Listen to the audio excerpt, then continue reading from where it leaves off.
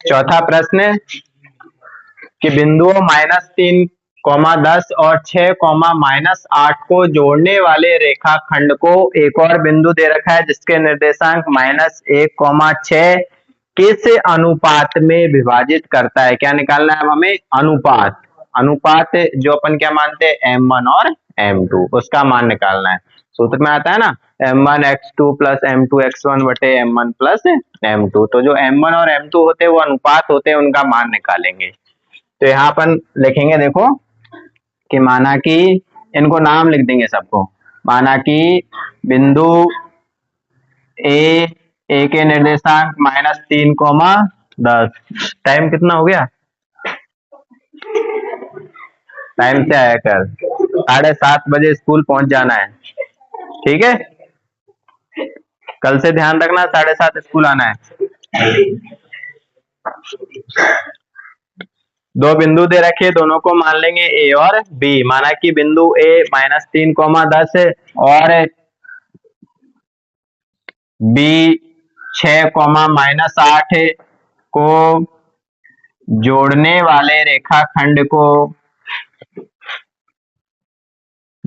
वाले रेखाखंड को बिंदु, इसको मान लेंगे सी।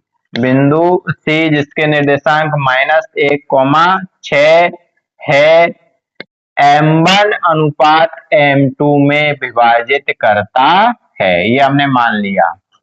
अब इसका मान निकालना है। देखो क्या लिखा मैंने, दो बिंदु दे रखे, दोनों को मान लिए कि माना कि बिंदु ए और बी को जोड़ने वाले रेखाखंड को बिंदु, तीसरे को मान लिया सी। सवाल कह रहा है किस अनुपात में विभाजित करता है, तो हमने क्या मान लिया कि ये M1 अनुपात M2 में विभाजित करता है। अभी M1 और M2 को निकालना है, तो किससे निकालेंगे अपन? अंतः विभाजन के सूत्र से। अंतः विभाजन सूत्र से। अंतः विभाजन सूत्र क्या होता है? x बराबर M1 x2 + M2 x1 बटे M1 + M2 और y बराबर M1 y2 + M2 y1 बटे M1 + M2। अब यहाँ देखेंगे फर्स्ट कौन है? A और सेकंड B। ये x1 y1, ठीक है, और वो x2 y2। इसके बाद में जो तीसरा बिंदु है, जो तीसरा बिंदु क्या है, इनको रेखाखंड को किस अनुपात में विभाजित करता है, तो ये बिंदु है x और y। अब इनमें से किसी एक का ही जब भी अनुपात निकालते हैं, तो या तो x का सूत्र लगाएंगे या y का, दोनों नहीं लगाने, कोई सा एक सूत्र लगाना है बस।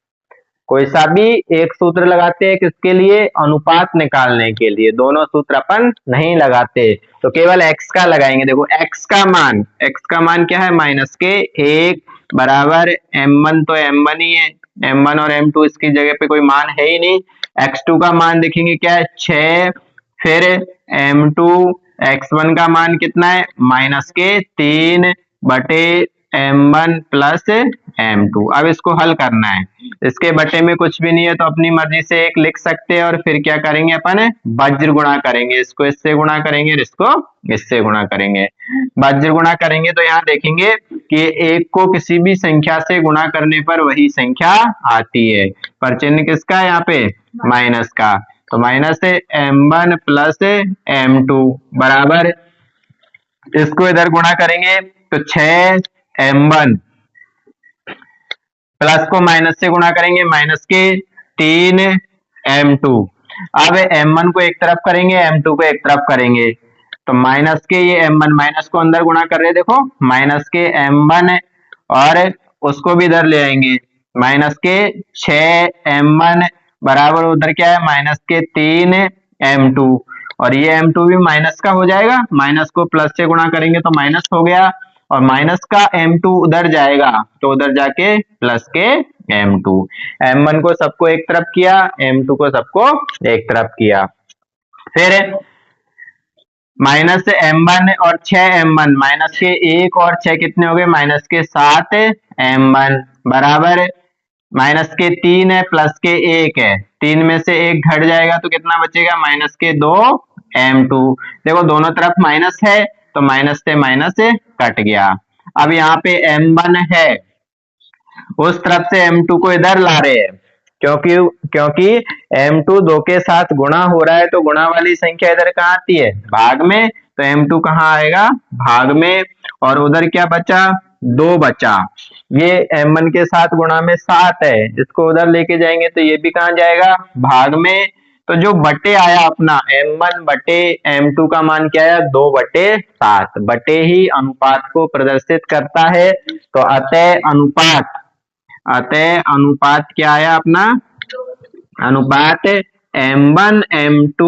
m1 अनुपात m2 बराबर 2:7 होगा। तो ये जो बिंदु है किस अनुपात में विभाजित करेगा, 2:7 में विभाजित करेगा। अब ये प्लस का ही आया है, माइनस का नहीं आया ना। प्लस का आता है तो क्या कैसे विभाजित करता है, अंतः विभाजित करता है। और यदि यहाँ चिन्ह माइनस का आ जाता तो हम लिखते थे भाय विभाजित करता है। वापस समझ लेंगे एक बार ध्यान से। सूत्र दोनों लिखने हैं, एक लिखेंगे तो भी चलेगा, है ना। बाई का नहीं लिखे अपन, एक्स एक्स का ही लिखेंगे तो भी चलेगा, क्योंकि प्रयोग क्या कर रहे हैं अपन, एक ही सूत्र का कर रहे हैं। x का मान जो अपन का सूत्र होता है m1 x2 plus m2 x1 बटे m1 प्लस m2। अब पहले बिंदु को हमने मान लिया x1/1, इसको x2/2, और जो विभाजित करता है उसको x/y। सारे मान है वो लिखे। x के मान -1 है तो यहाँ x की जगह पे -1 लिखा। m1 और m2 का मान नहीं है अपने पास, ऐसे कैसे लिखे, x2 का मान 6 और x1 का मान -3 लिखा। m1 प्लस m2, फिर वज्र गुणा किया, इसके बटे में कुछ नहीं था, एक हमने लगाया, वज्र गुणा किया। एक से किसी भी संख्या को गुणा करेंगे ये के यही आ जाएगा, पर माइनस का है तो आगे माइनस लग गया। ऐसे ही इसको भी एक से गुणा करेंगे यही आएगा, क्या 6m1, और प्लस को माइनस से गुणा करेंगे माइनस के 3m2। फिर माइनस के m1 इस तरफ लिखा हमने, और उस m1 को भी इधर लेके आए, m1 एक तरफ करेंगे m2 एक तरफ करेंगे, तो ये प्लस का 6m1 है, इधर आके माइनस के 6m1, और उधर क्या है माइनस के 3m2, और ये प्लस को माइनस से गुणा किया माइनस के m2, और इसको उधर लेके जाएंगे तो माइनस का क्या हो जाएगा, प्लस के m2 हो जाएगा। फिर जोड़ा और घटाया हमने, देखो माइनस का 6 और माइनस का 1 है, तो माइनस के 6 और 1 माइनस के 7m1, और माइनस के 3m2 है, प्लस का 1 है, अलग अलग चिन्ह घटेंगे। 3m2 में से 1m2 घटाया तो कितना बचा, माइनस के 2m2। अब m1 के ये m2 को इधर लाए, क्योंकि ये 2 के साथ गुणा में, तो कहाँ आएगा, भाग में। उधर 2 बच गया, और इस 7 को उधर लेके गए तो ये भी भाग में जाएगा। m1 बटे m2 का मान आया 2/7, बटे हमेशा अनुपात। प्रश्न नंबर 5, वह अनुपात ज्ञात कीजिए। इससे पहले में भी अपन ने अनुपात निकाला, तो इसमें भी अनुपात निकालना है। वह अनुपात ज्ञात कीजिए जिसमें बिंदुओं a 1,-5 और b -4,5 को मिलाने वाला रेखाखंड x अक्ष से विभाजित होता है। पहले भी सवाल आए 7.1 में हमने सीखा x अक्ष पे y का मान 0 होता है, तो उस बिंदु को क्या मानेंगे हम, x, 0। यदि y अक्ष का सवाल होता तो क्या मानते, 0, y, क्योंकि y अक्ष पे x का मान 0 होता है, इसलिए उसके निर्देशांक होते 0, y। यहाँ सवाल किसका है, x अक्ष का है। x अक्ष पे हमेशा y का मान 0 होता है, तो निर्देशांक को क्या मानेंगे, x, 0। क्या दे रखा है अपन को, बिंदुओं a 1,-5 और b -4,5 को मिलाने वाले रेखाखंड को x अक्ष पर स्थित बिंदु को लिखेंगे, पर स्थित बिंदु C लिख देते हैं इसको, C। निर्देशांक क्या होंगे, x, 0। ये दोनों बिंदुओं को मिलाने वाले रेखाखंड को x अक्ष पर स्थित कोई बिंदु है, उसके निर्देशांक x अक्ष पे हमेशा क्या होगा, x, 0। बिंदु माना कि M1 अनुपात M2 में विभाजित करता है, क्योंकि अनुपात निकालना है। अब ये M1 और M2 निकालना है।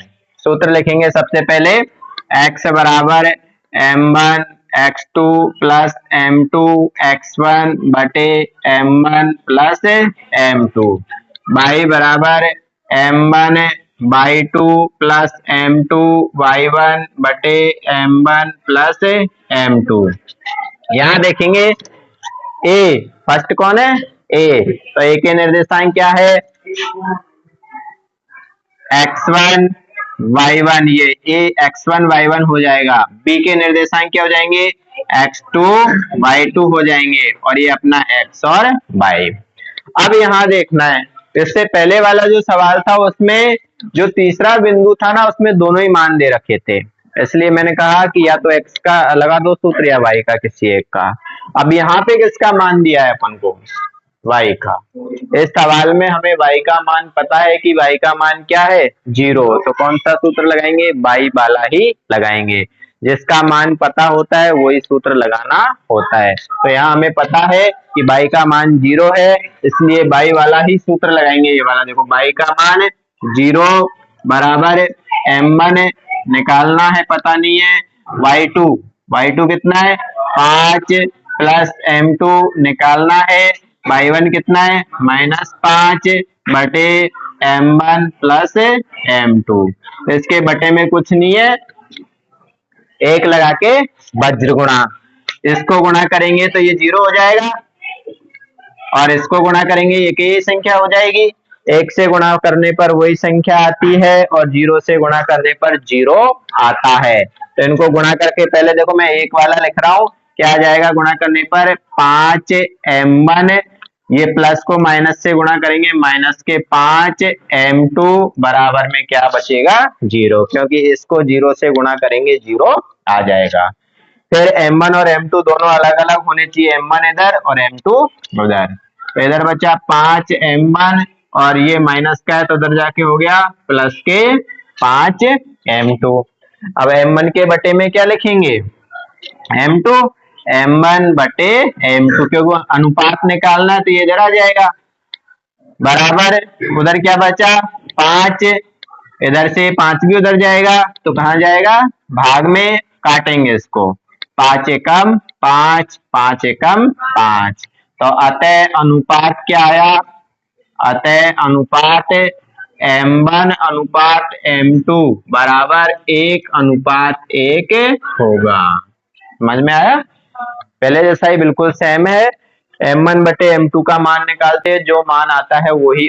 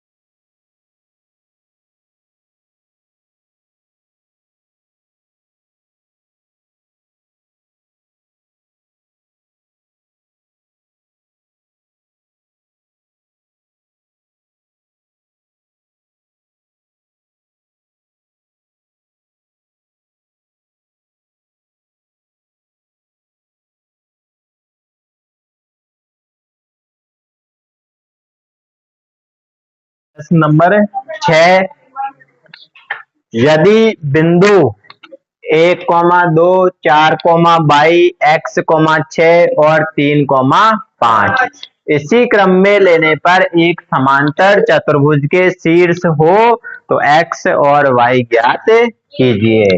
क्या है, ये एक समांतर चतुर्भुज के शीर्ष है। तो एक समांतर चतुर्भुज बना लेंगे अपन समझने के लिए। नाम लिखेंगे ए बी सी डी। निर्देशांक पहला 1,2, फिर 4,y सी x, 6 और ये 3,5। क्या कह रहा है वो कि 4 निर्देशांक बिंदु दे रखे हैं, इसी क्रम में लेने से, यानी बदलना नहीं है, एक साथ ऐसे यूं चलते जाएंगे। एक फर्स्ट के बाद सेकंड लेना है, फिर थर्ड, फिर फोर्थ, इसी क्रम में लेने पर एक समांतर चतुर्भुज के शीर्ष है। तो x और y ज्ञात कीजिए। समांतर चतुर्भुज क्या होता है? ऐसा चतुर्भुज जिसकी आमने सामने की भुजाओं के जोड़े समान और समांतर होते हैं। समान का मतलब बराबर लंबाई, या समांतर ये आपस में कहीं भी नहीं काटेंगी, और इनको भी यदि आगे बढ़ाएंगे तो ये भी कहीं नहीं काटेगी, समांतर भुजाएं। अब x और y के मान निकालने हैं, तो हम यहाँ पे विकर्ण बनाएंगे। देखो AC एक विकर्ण बनाया, फिर BD विकर्ण बनाया। अब समांतर चतुर्भुज में क्या होता है? समांतर चतुर्भुज के विकर्ण एक दूसरे को समद्विभाजित करते हैं। समद्विभाजित का मतलब समान भागों में बांटते हैं। ये जितना होगा उतना ही ये होगा, ऐसे ये जितना होगा उतना ही ये होगा। कहने का मतलब जहां पर दोनों विकर्ण कट रहे हैं, वो ये जो बिंदु है AC का, क्या है? मध्य बिंदु, बिल्कुल बीचों बीच, इधर जितना उधर ही इतना। तो मध्य बिंदु जो AC का है वो के वही किसका है? BD का। BD का भी वही सेम है, एक जगह पे ही काट रहे हैं दोनों। तो BD का मध्य बिंदु और AC का मध्य बिंदु क्या है? एक ही है।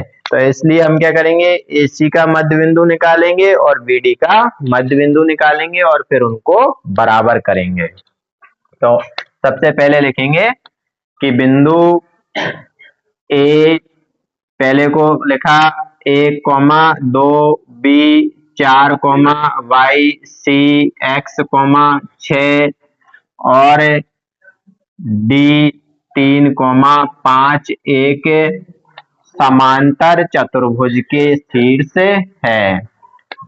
समांतर चतुर्भुज के शीर्ष है। अब इसके हमने दो विकर्ण बनाए, AC और BD, जो मान लिया हमने कहाँ काट रहे? बिंदु P पर काट रहे। बिंदु P के निर्देशांक निकालेंगे हम, कैपिटल X और कैपिटल Y, इसको मान लिया। तो विकर्ण AC का मध्य बिंदु सबसे पहले हम ये निकाल रहे हैं। विकर्ण AC का मध्य बिंदु क्या है? वो Px, y। अब मध्य बिंदु के निर्देशांक का सूत्र लगाना है। मध्य बिंदु का निर्देशांक क्या होता है? x बराबर x1 प्लस x2 बटा 2 और y बराबर y1 प्लस y2 बटा 2। कैपिटल Y लिखेंगे यहाँ पे, क्योंकि P को क्या माना हमने? कैपिटल X और कैपिटल Y। तो y1 प्लस y2 बटा 2। अब इसको हल करेंगे। कैपिटल X बराबर, देखो किसकी बात कर रहे हैं अपन? विकर्ण AC की बात कर रहे हैं। तो A फर्स्ट है और C सेकंड है। तो यहाँ पे क्या है? x1 y1 और वो x2 y2। ये मान इसमें लिखेंगे सूत्र में। x1 की जगह पे 1 प्लस x2 की जगह पे x है। x2 का मान है x बटे में 2। ऐसे ही y बराबर y1 का मान कितना है? y1 का मान 2 प्लस y2 का मान कितना है? 6 बटे में 2 और 6 कितने हो गए? 8। 8 में 2 का भाग देंगे, 2 चौके 8। ये AC का मध्य बिंदु निकाला। इसी प्रकार विकर्ण BD का मध्य बिंदु, वो भी क्या है? P है। मध्य बिंदु P जिसके निर्देशांक भी क्या है? x, y। अब सेम इसी में वही सूत्र लगाएंगे। x बराबर, सीधा लिख रहे हैं आप, सूत्र एक बार लिख दिया, दोबारा नहीं लिखेंगे। यहां समझेंगे विकर्ण कौन सा? BD।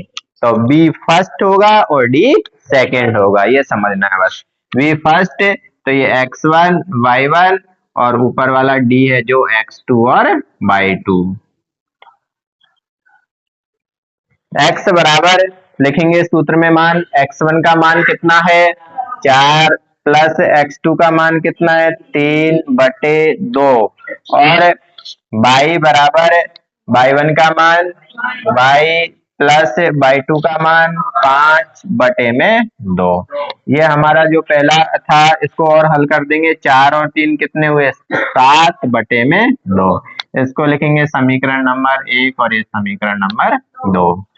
समीकरण 1 व 2 से इनसे हम क्या हल करेंगे, जो स्मॉल x और y हमें निकालने हैं इनको निकालेंगे। ये मान देखो कैसे, समीकरण 1 और 2 में हमने देखा कि यहाँ x का मान क्या है, कैपिटल X का मान 1 प्लस x/2। यहाँ कैपिटल X का मान क्या है 7/2। समीकरण 1 और 2 में इसके ये क्या है लेफ्ट हैंड पक्ष LHS मिल रहा है, तो LHS बराबर है तो RHS भी बराबर होगा।